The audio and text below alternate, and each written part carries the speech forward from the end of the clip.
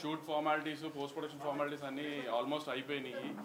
So Jan 12th grand release ready అవుతున్నామని ఒకసారి మీ అందరితో షేర్ చేసుకుందామని ఈ ప్రెస్ మీట్ పెట్టాము. బాలకృష్ణ గారిని లాస్ట్ 20-30 ఇయర్స్లో ఎప్పుడూ ఇట్లాంటి విజువల్స్తో చూసి ఉండరని అంత షూర్గా చెప్పి అంత బాగా సినిమా వచ్చిందని నేను నమ్ముతున్నా. నిన్న తమన్ యూఎస్ వెళ్ళక ముందు ఫస్ట్ హాఫ్ చూపించాడు మాకు స్కోర్తో పాటు. ఆ ఫస్ట్ హాఫ్ చూసిన తర్వాత అనిపించింది ఎక్కడికి వెళ్ళి అవుతుంది అనేది ఒక హోప్, చాలా పెద్ద సినిమా అవుతుంది అని. సో వెరీ కాన్ఫిడెంట్గా ఉన్నామని ఒకసారి మీతో షేర్ చేసుకుందామని ప్రశ్న. Same question paper same answer sheet నాది కూడా చాలా బాగా వచ్చింది. పోస్ట్ ప్రొడక్షన్ అంతా స్వింగ్లో జరుగుతుంది. ఫస్ట్ హాఫ్ ఆర్ఆర్ అయిపోయింది. సో సెకండ్ హాఫ్ తమన్ మళ్ళీ ఇవాళ రీల్ బై రీల్ చూపిస్తున్నారు. సో ఖచ్చితంగా మేము అందరూ ఏదైతే హై ఫీల్ అవుతున్నామో బాలకృష్ణ గారిని మాస్తో పాటు అందంగా చూపించాలని మేము ఏదైతే ఇంటెన్షన్తో మొదలెట్టామో బ్యూటిఫుల్ ఎమోషన్ ఉంటుంది, ఎంటర్టైన్మెంట్ ఉంటుంది. అలానే యాక్షన్ అంటే మీకు ఆల్రెడీ మీరు ఎక్స్పెక్ట్ చేస్తున్న దానికంటే చాలా బ్రహ్మాండమైన యాక్షన్ ఎపిసోడ్స్ ఉంటాయి దీంట్లో. సో Jan 12th కోసం అందరిలాగే మేము అందరూ వెయిట్ చేస్తున్నాం.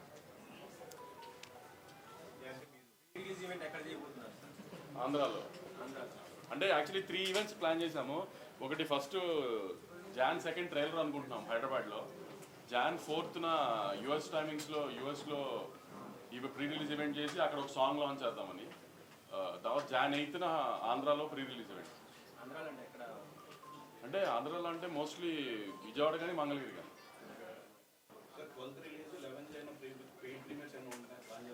సంక్రాంతి సినిమాకి పెయిడ్ ప్రీమియర్స్ అవసరం. చెప్పాను కదా లాస్ట్ టైం మనమే చాలాసార్లు డిస్కస్ చేసుకున్నాం. 4 o'clock నుంచే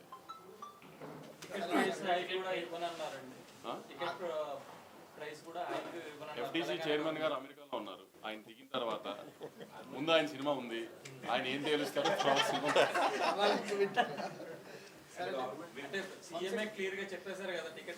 అదే సార్. ఇప్పుడు మీకు చెప్పిందే నేను వింటాను కదా, నేను కొత్తగా నాకేం చెప్పరు కదా సపరేట్గా. సీఎం గారు చెప్పేశారు ఓకే. ఇప్పుడు FTC చైర్మన్ గారి సినిమా నాకంటే ముందుంది, ఆయన ఏం తేలుస్తారో మాది అదే కదా.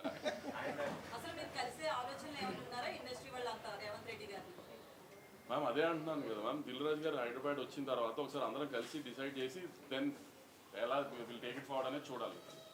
అంటే నా కాంబినేషన్ కాదు, నేను ఆయనతో పని చేయాలన్నది ఎప్పటి నుంచో నేను వెయిట్ చేస్తున్నా. నాతో కాంబినేషన్ ఏంటి, నేను హీరోయిన్ ఏంటి కానీ నేను ఎప్పటి నుంచో ఆయనతో పని ఇండస్ట్రీకి వచ్చినప్పటి నుంచి ఇప్పుడు బాలకృష్ణ గారితో పని చేయాలని అందరికీ ఉంటుంది కదా, చాలా ఎక్కువ ఉన్నింది. సో నేను అదైతే నేను ప్రౌడ్గా చాలా చెప్పగలిగింది ఏంటంటే, ఇప్పుడు నేను సినిమాలు చూడటం మొదలుపెట్టిన లాస్ట్ 25-30 years నుంచి కూడా బాలకృష్ణ గారిని నేను చూపించినట్టుగా ఎవరు చూపించలేదు. అంత కాన్ఫిడెంట్గా చెప్పగలుగుతాను నేను. నా సినిమాలో వాళ్ళు ఉన్న విజువల్స్, ఇప్పుడు మా సినిమాలో ఉన్న విజువల్స్ లాస్ట్ 20-25 yearsలో ఎప్పుడు బాలకృష్ణ గారి సినిమాలో విజువల్స్ అలా లేవు. సినిమా పరిశ్రమ మీద ప్లస్ గానీ మైనస్ గానీ ఉండే అవకాశం ఉందా? రీసెంట్ డెవలప్మెంట్స్ అంటే దేని గురించి? అల్లు అర్జున్ గారి అరెస్ట్ బయటకు రావడం సార్, ఒక్క డాకు మహారాజ్ గురించి మాట్లాడుకుందాం ప్లీజ్. నేను అందుకే పేరు చెప్పలేదు కదండి. రీసెంట్ డెవలప్మెంట్ నాకు రీసెంట్ డెవలప్మెంట్స్ ఈ సినిమా మీద ఏమైనా అది ప్రభావం ఉంటుంది? వద్దా సార్ అసలు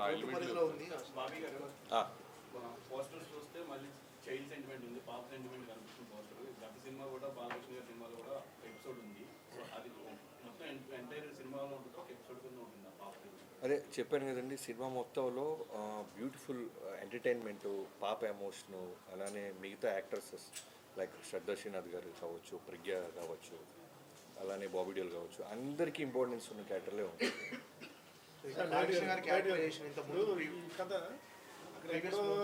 కొండలో కోయలు శంబల్ కథ తెలుగు వాళ్ళకి ఎలా కరెక్ట్ అవుతుంది అసలు? మీరు విక్రమార్కుడు చూసారా గురుగారు? ఈ సినిమా చూస్తే ఎక్కడ ప్రాంతంలో జరుగుతుంది, ఎలాంటి ఎమోషన్స్ ఉన్నాయి, మన కథ కథ అనేది మీకు అర్థమైపోతుంది. పార్ట్ 1 ముందు చూద్దామండి, తర్వాత పార్ట్ 2 మంది పార్ట్ 2 బాలకృష్ణ గారి పార్ట్ 2 ఉందా సార్? బాలకృష్ణ గారి క్యారెక్టరైజేషన్ ఇప్పుడు చాలా హై చూపించేసారు ఆల్రెడీ బోయపాటి గారు. కానీ ఇంకా అంటే ఆ క్యారెక్టరైజేషన్ ఎంత ఈ సినిమాలో ఎంత హైగా ఉండబోతుంది, ఫ్యాన్స్కి కానీ ఎలా ఉండబోతుంది? అదే సంక్రాంతి పండుగలా ఉంటుందండి బాలకృష్ణ గారి క్యారెక్టర్. బాబీ గారు బాలకృష్ణ గారు ఒక ప్రజాప్రతినిధి కదా, ఎమ్మెల్యే గారు కదా, అంటే సినిమాలో ఆయన క్యారెక్టర్ ఎలా ఉంటుంది, మరి వైలెంట్ గా చూపిస్తే అది కొంచెం క్రిటిసైజ్ చేసే అవకాశం ఉంది కదా, ఒక ప్రజాప్రతినిధిగా ఉంటూ జనాలకి ఏమి ఇప్పుడు ఆయన ప్రజాప్రతినిధిగా ఉన్నప్పుడు ఏదైనా సమస్య వస్తే వైలెంట్గా రియాక్షన్ అవ్వాల్సి వస్తే అవ్వాలా లేదా? సో ఆయన అక్కడ ఎమ్మెల్యేగా నిజంగా సమస్య వస్తే రియాక్ట్ అయితే ఎలా ఉంటుందో ఈ కథలో కూడా ఏదైనా సమస్య వస్తే నిజాయితీగా పోరాడతారండి. అదేవిధంగా బాబీ గారు, what is the top player choosing Bobby చాలా మంది ఉన్నారు కానీ ఈయన సెలెక్ట్ చేసిన కారణం అంటే ఈ కథకి ఆ క్యారెక్టర్ డిమాండ్ చేస్తుందండి. ఒక నార్త్ ఇండియాలో బాబీ డియోల్ గారు లాంటి క్యారెక్టర్ ఉండాలనేది మేము ముందు నుంచి అనుకున్నాం. ఇన్ఫ్యాక్ట్ యానిమల్ కన్నా 4 months ముందే మేము కట్ చెప్పడం లాక్ చేయడం జరిగింది. అంటే యాక్షన్ నార్త్లో యాక్షన్ సినిమా నడుతున్నాయండి బాగా. ఇప్పుడు కూడా యాక్షన్ ఉంది. ఆ సైడ్ ఏమన్నా కారణం తెలుగు రిలీజ్ తర్వాత ఫస్ట్ తెలుగు రిలీజ్ చేసిన దాని తర్వాత ప్లాన్ చేద్దాం మరి 1 week తర్వాత. రాజుగారి ఇయర్ 2 సినిమాలు ఉన్నాయి సంక్రాంతికి. థియేటర్ స్పెషల్గా ఏమైనా ఇబ్బంది ఉంటుంది? అంటే రాజుగారికి 3 సినిమాలు నైజాం ఆయనే కదా. సో రాజుగారు ఎప్పుడైనా ఆయన సినిమాల కంటే నా సినిమాకి ప్రయారిటీ ఎక్కువ ఇస్తారు. సో నాకు ఆయనతో ఆ విషయంలో ఎక్కువ ప్రాబ్లం. ఇప్పుడు యాజ్ అ ప్రొడ్యూసర్గా బెనిఫిట్ షోస్ అది పక్కన పెడితే టికెట్ రేట్ హైక్ వల్ల ఉండడం వల్ల లేకపోవడం వల్ల ప్రొడ్యూసర్కి ఎంత ఫరక్ పడుతుంది కలెక్షన్స్? అది ప్రొడ్యూసర్ పాయింట్ ఆఫ్ వ్యూ కాదు. ఇప్పుడు ఎప్పుడైనా టికెట్ హైక్ ఎందుకు అడుగుతామంటే బడ్జెట్ మేము అనుకున్న దానికంటే ఎక్కువ అయ్యి ఈ సినిమాకి ఇంత బడ్జెట్ పెడితేనే ఈ సినిమా విజువల్ అలా వస్తుంది అని అనుకున్నప్పుడు కొంచెం ఎక్కువ ఖర్చు పెట్టినప్పుడు అప్పుడు టికెట్ హైక్ అడుగుతాం. ప్రతి సినిమాకి టికెట్ హైక్ అడగం కదా. సో ఏ సినిమాకి ఆ టికెట్ హైక్ అవసరమో అనుకుంటామో ఆ సినిమాకి డెఫినెట్గా అడుగుతాం. అయితే అందరూ కూడా స్టార్డమ్ ఉన్న హీరోలకే హైక్ అడగడం జరుగుతుంది. సో ముఖ్యంగా బడ్జెట్ లో హీరోలు ఎక్కువగా తీసుకోవడం వల్ల ఎఫెక్ట్ అవుతుంది అనుకోవచ్చు. అది తగ్గించే ఆలోచనలు ఏమన్నా ఉందా? అది మీరు హీరోలను అడగాలి మేడం. నన్ను అడిగితే నేను ఏం చెప్తాను. ప్రొడ్యూసర్గా హీరోలు అడిగింది ఇవ్వడం మా బాధ్యత అండి. ఎందుకంటే పోస్టర్ మీద ఉండేది ఆయన. ఇప్పుడు బాలకృష్ణ గారి సినిమా అంటున్నారు, తర్వాత బాబీ సినిమా, తర్వాత సితార సినిమా అంటారు కదా. బాలకృష్ణ గారి సినిమా అన్నప్పుడు హీరో సినిమా కదా. ఫస్ట్ ఆయన హ్యాపీ చేసిన తర్వాతే కదా ఏదైనా హీరో తర్వాతే కదా ఏదైనా హీరో మూలనే టికెట్ దిగేది. ఈ సినిమాకి బాలకృష్ణ గారు ఎంత తీసుకున్నారు? మీరు ఇలాంటి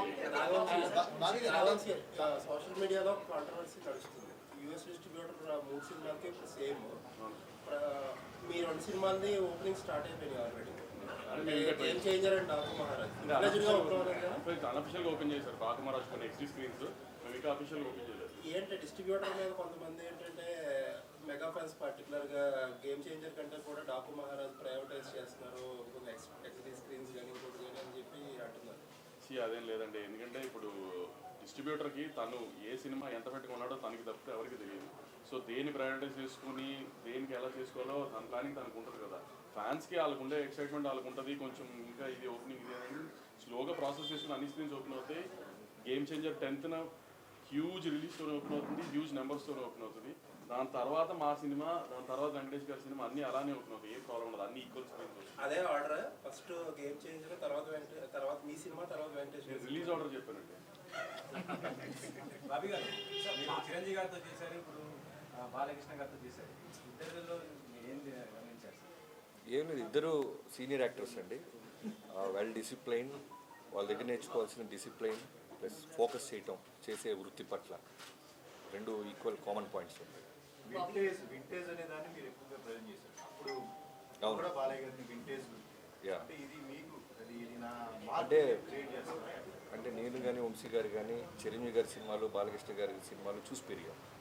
సో మాకు ఎలా ఉంటుందంటే వాళ్ళతో వర్క్ చేసేటప్పుడు మేము ఏదైతే హై ఫీల్ అయ్యామో అవన్నీ మళ్ళీ రీకలెక్ట్ చేయాలని ఉంటుంది. సో ఆ బాలకృష్ణ గారు, ఆ చిరంజీవి గారు మా మైండ్లో ఉంటారు. సో దానికోసం మేము ఏ ఎఫర్ట్ పెట్టినా సరే అవి మిస్ అవ్వం. మీరు మెగాస్టార్ చిరంజీవి గారి అభిమాని అని చెప్పారు. బాలయ్య గారితో సినిమా చేసేటప్పుడు ఇది ఒక ఛాలెంజింగ్ టాస్క్. అంటే అంతకంటే బాగా తీయకపోతే తేడాలు వస్తాయని చెప్పేసి సో దాన్ని మైండ్లో పెట్టుకోవడం జరిగింది. అంతకంటే బాగా తీశారండి. నేను మీకు చెప్పేస్తున్నా, అంటే చిరంజీవి గారి ఫ్యాన్స్ నన్ను తిట్టుకున్నా అంతకంటే బాగా తీశారు. ఇప్పుడు ఆయన నిజంగా చిరంజీవి గారి ఫ్యాన్ అయినా నేను బాలకృష్ణ గారి ఫ్యాన్గా నేను చెప్తాను కదా, ఆయన అంతకంటే చాలా బాగా తీశారు. మీరు విజువల్స్ చూస్తే మీకు అర్థమవుతుంది జాయింట్ వాళ్ళు. అక్కడ బందిపోటు దొంగలు, పూలం దేవి లాంటి characters same time robin hood తర క్యారెక్టర్ ఈ సినిమా కోసం మీరు ఆయన స్టోరీ తీసుకున్నారా లేదంటే ఫిక్షన్ యాడ్ చేస్తారా? మీరు చేసి రీసెర్చ్ చేయండి. మాకు అదేనండి కంప్లీట్గా. మేము రాసుకున్న క్యారెక్టర్, మేము రాసుకున్న వరల్డ్ అదంతా. సో నాకు ఒరిజినల్ డాక్టర్ మహారాజ్ సంబంధం లేదు, బాలకృష్ణ గారు దాని తర్వాత దీన్ని ఫాలో అవ్వాలి. మిగతా డాక్టర్ బాబీ గారు నాకు బాబీ గారు సంబంధం. బాబీ గారు దుల్కర్ సల్మాన్ అనుకున్నారు కదా, ఆ క్యారెక్టర్ని తీసేసి ఆయన ప్లేస్లో లేడీ క్యారెక్టర్ని ఆ కథ వేరండి యాక్చువల్గా. ఇనీషియల్గా చాలా కథలు అనుకుంటాం కదా పూజకు ముందు. సో ఆ కథలో వన్ ఆఫ్ ద కథ అది. పూజ తర్వాత జరిగిన కథ ఇది. అంతేనా? అంతే. బాబీ యాక్చువల్గా బాలకృష్ణ గారి సినిమా అంటే బాలకృష్ణ గారి లుక్స్ గురించో, డైలాగ్స్ గురించో, యాక్షన్ ఎపిసోడ్స్ గురించో ఎక్కువ మాట్లాడుకుంటాం మనం. బట్ వంశీ గారు అవన్నీ కాకుండా విజువల్స్ అంటారు ఫస్ట్ దగ్గర నుంచి. ఏంటి ఈ మార్పు కారణం? అంటే అదే మేము స్టార్ట్ చేసే ముందు నేను వంశీ గారు క్లియర్గా చాలా రోజులు మేము అనుకున్న మోటివేషన్ ఏంటంటే, ఇంటెన్షన్ ఏంటంటే, బాలకృష్ణ గారి సినిమాలు డైలాగ్స్ కోసం వస్తారు, యాక్షన్ ఎపిసోడ్స్, వన్ లైనర్స్ ఉంటాయి. అవి వాటన్నిటితో పాటు మనం ఏదో స్పెషల్గా చేయాలి బాబీ. అంటే విజువల్గా, అంటే ఇప్పుడు మనం ఏదో మలయాళ ఫిల్మ్ చూసినప్పుడు, తమిళ సినిమా చూసినప్పుడు, హాలీవుడ్ ఫిల్మ్ చూసినప్పుడు మనం 2-3 రోజులు సినిమా ఆఫీస్లో మాట్లాడుకుంటారు డైరెక్టర్లు కానీ రైటర్లు కానీ, ఇలాంటి ఎపిసోడ్ మనం ఎందుకు అచీవ్ చేయలేకపోతున్నాం. సో ముందు దాన్ని కొడదాం, బలంగా కొడదాం. మన విజువల్ గురించి ఇంకో పక్క రాష్ట్రం కూడా మాట్లాడుకోవాలి కదా. తెలుగు సినిమాలు పెరుగుతున్న స్పాన్ మీకు అర్థమవుతుంది, మీ అందరికి తెలిసింది. సో ఎంతసేపటికి డైలాగులు లౌడ్గా కథ చెప్పడం కన్నా ఒక సెటిల్డ్గా బాలకృష్ణ ఓకే ఆయన అడిగాడు కాబట్టి ఆయన చెప్తున్నాను. సో సరే, సో లౌడ్తో కథ చెప్పడంతో పాటు ఒక అందంగా విజువల్ ఎందుకు చెప్పకూడదు. ఇప్పుడు బాలకృష్ణ గారితో ఎలా ఉంటుందంటే, ఓ డైరెక్టర్ ఏం చెప్పినా దానికి 100కి 100% చేస్తారు ఆయన. సో అలాంటి హీరో దొరికినప్పుడు సెటిల్డ్గా అందంగా ఒక వరల్డ్ క్రియేట్ చేద్దామని ఒక ప్రయత్నం చేసాం, అది అచీవ్ చేసాం. ఇవాళ రోజున మేము ఎంత ధైర్యంగా ఉన్నామంటే, ఒక బ్యూటిఫుల్ కథతో పాటు ఒక ఫ్యాంటాస్టిక్ విజువల్గా పక్క రాష్ట్రం వాడు కూడా ఇన్స్పైర్ అయ్యే విధంగా మేము సినిమా తీసామని మేము బలంగా నమ్ముతున్నాం. మీ అందరికీ అది Jan 12న రీచ్ అవుతుంది. అసెంబ్లీలో సీఎం గారు బెనిఫిట్ షోలుండో అడిగారు మీరు ఫోన్ చూసుకుంటున్నప్పుడు అడిగారు